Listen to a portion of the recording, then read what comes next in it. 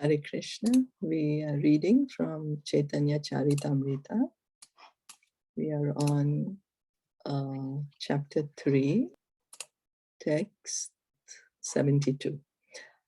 Jaya Jaya Shri Chaitanya Jaya Nityananda Jaya Advaita Chandra Jaya Gaura Bhakta Vrinda Jaya Jaya Shri Chaitanya Jaya Nityananda Jaya Advaita Chandra Jaya Gaura Bhakta Vrinda Jaya Jaya Shri Chaitanya Jaya Nityananda Jaya Advaita Chandra Jaya Gaura Bhakta Vrinda Advaita Nityananda Chaitanyera Dui Anga Angera Avyavagana Kahiye Opanga.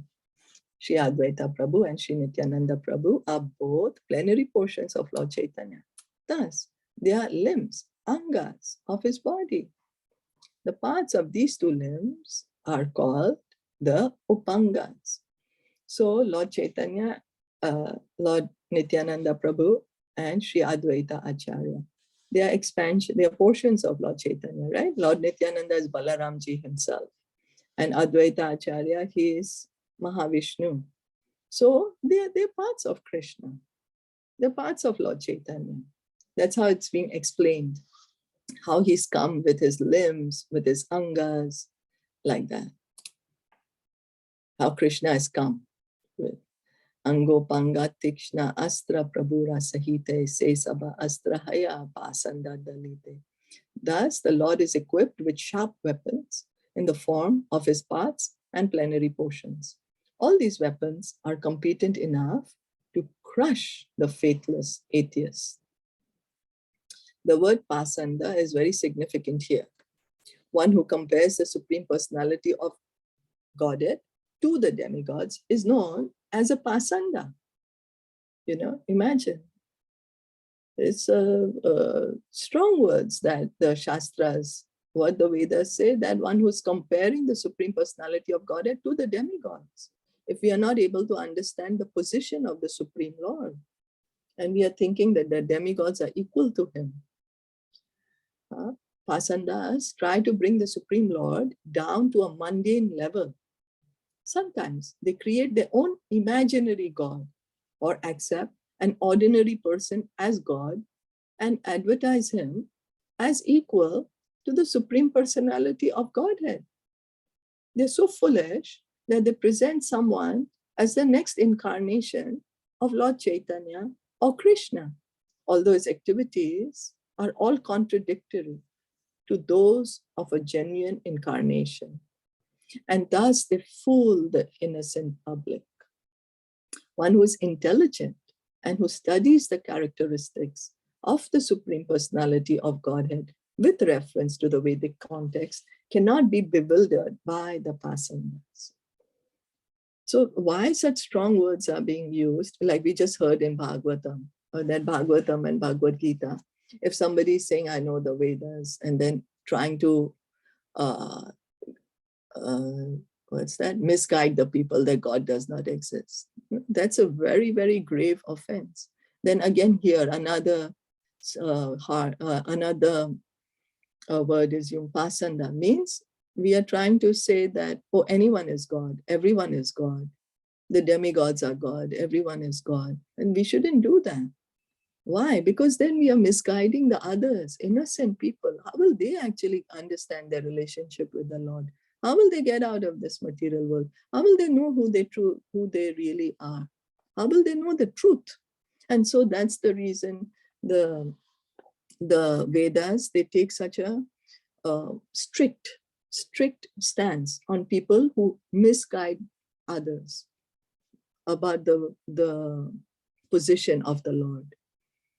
That who is the Lord, you know, thinking that any ordinary person is the Supreme Lord, or thinking there is, we can create our own Lord. We can imagine something or someone and we can think he's the Lord and worship him in any way we like.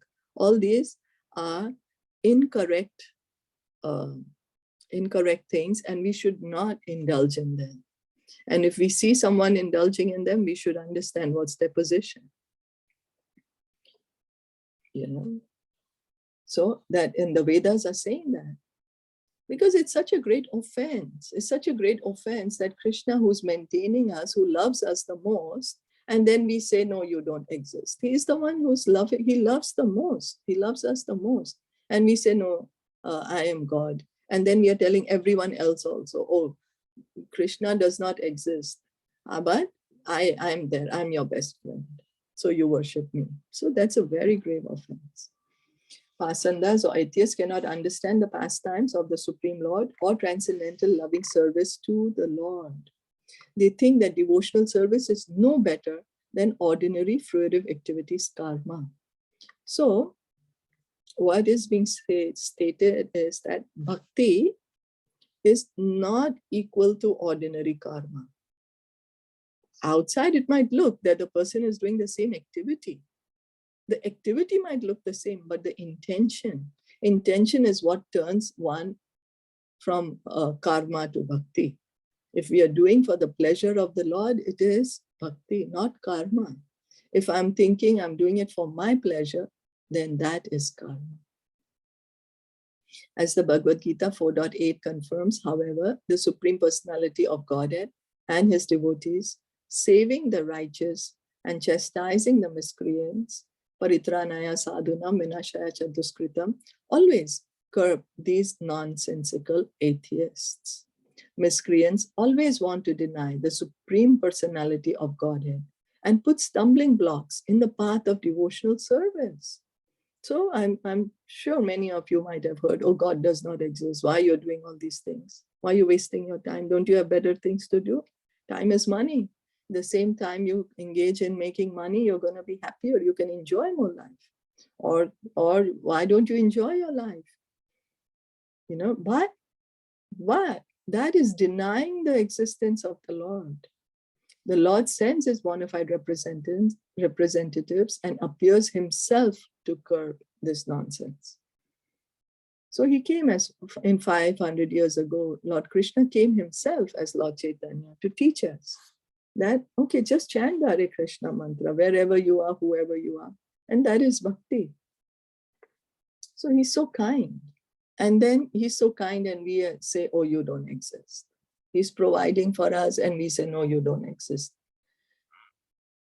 You know, we are existing because he's existing. Then we don't even want to understand that. And we say, no, God does not exist. So we have to, get out of all those wrong propaganda. Which is everywhere. In India, we were brought up with that everyone's God. You don't know who's God. You can imagine anyone to be God. It's prevalent everywhere. By some good fortune of the devotees, then by Srila Prabhupada's grace, we are getting to understand the true knowledge. We're getting to understand in truth who Krishna actually is, his position, who the absolute truth is actually. Nityananda Gosai Sakshat Haladar, Advaita Acharya Gosai Sakshat Ishwar. Shri Nityananda Gosai is directly Haladar, Lord Balaram. And Advaita Acharya is the personality of Godhead himself. So Lord Nityananda is Balaram himself. And Advaita Acharya, how is he the Supreme Personality? How he is the personality of Godhead? How is it? Because he is Mahavishnu. He's Mahavishnu.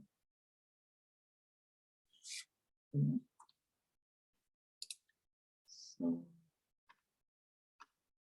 Shivasadi Parisha Sainya Sangelana Dui Sena Pati Bule Kirtana Kariya. These two captains with their soldiers, such as Srivas Thakur, travel everywhere chanting the holy name of the Lord. So the soldiers, they are the captains, Nityananda Prabhu and Advaita Acharya. They are the two main branches of the tree of Lord Chaitanya. They are the two main limbs, And then they have so many other associates, and with that, they are spreading the holy name everywhere in all the directions.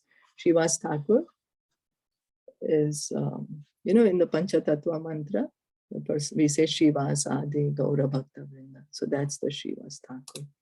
And what's the activity? Chant the holy name, give the holy name to everyone. Pasanda dalana vana nityanandaraya acharya hunkare papa pasandi palaya. Lord Nityananda's very features indicate that he is the subduer of the unbelievers. All sins and unbelievers flee from the loud shouts of Advaita Acharya. So these soldiers, it's not that they're taking some sword or bow and arrow and killing everyone around them. No, they just saying chant the Hare Krishna mantra. Because if they were to kill, all of us would be dead now. All of us would be dead. So what we have to do is we have to kill the demoniac mentality in others. What we have to do, give them the Hare Krishna mantra, and that way they will get purified. That's all. We have to give this mercy. This mercy is coming from Lord Chaitanya, from Lord Nityananda. So we shouldn't say, oh, no, you are a pasandi. So no, give Krishna to everyone. You know, we have been in that position. So if somebody would have not given us that mercy, where would we be? Right? We give this mercy to everyone. Sankirtana Pravartaka Shri Krishna Chaitanya Sankirtana Yagyetanre Bhaje Se Danya. Lord Sri Krishna Chaitanya is the initiator of Sankirtan, congregational chanting of the holy name of the Lord. One who worships him through Sankirtan is fortunate indeed. That's why Srila Prabhupada would say that Lord Chaitanya is the original founder of ISKCON, because he's the one who said, chant, give this chanting to everyone, congregational chanting of the holy name of the Lord, Sankirtan. Lord Chaitanya is the one who he came to establish the Yuga Dharma. Bolo Krishna, Bhajo Krishna, Kuru Krishna Siksha. That repeat Krishna's words, then follow Krishna's instructions. And sing and chant Krishna's glories. So we do that and we encourage others to do that. Sate Sumeda Ara Kubudhi Samsar Sarva Yagya Haite Krishna Nama Yagyasa. Such a person is truly intelligent, whereas others who have but a poor fund of knowledge must endure the cycle of repeated birth and death. Of all sacrificial performances, the chanting of the Lord's holy name is the most sublime. So we can see that if one is chanting the holy name of the Lord, he is truly intelligent. That's what the Shastras is calling. Sumedha is calling a person who's chanting the holy name as truly intelligent. And one who's not chanting is calling them with a poor fund of knowledge. No matter the person might be having the best of the material degrees, but still is said that, oh, they don't have knowledge. Why? Because then they're going to continue in the cycle of birth and death. And then what is in our best interest? To get out of the cycle of birth and death. Why should we continue in this cycle? And the way is so easy, it's been given to us. Lord Chaitanya is giving an easy way. Just chant. Chant and dance your way back to Godhead. Lord Sri Chaitanya Mahaprabhu is the father and inaugurator of the Sankirtana movement. Yes, this is what Prabhupada says. He's the father of the father and inaugurator of the Sankirtana movement. So it's not just whimsically somebody thought of it. No. One who worships him by sacrificing his life, money, intelligence, and words for the Sankirtana movement is recognized by the Lord and endowed with his blessings. All others may be said to be foolish, for all sacrifices in which a man may apply his energy, a sacrifice made for the Sankirtana movement is the most glorious. So in any way that we can serve the Sankirtana movement, by money, by giving our own life, by some words of appreciation, by some intelligence, then that is to our credit. That is glorious. Everything else is going to stay here in the material world. Any comments or questions?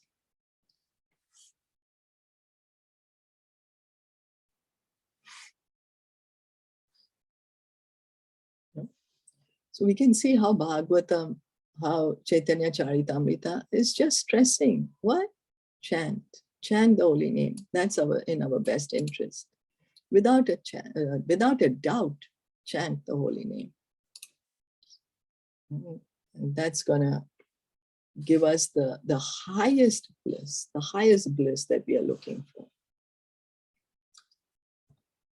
Thank you so much for joining in. We'll stop here today. Shri Caitanya Caritamrita ki jai, Srila Prabhupada ki jai, Gaur Premanand, Hare Krishna.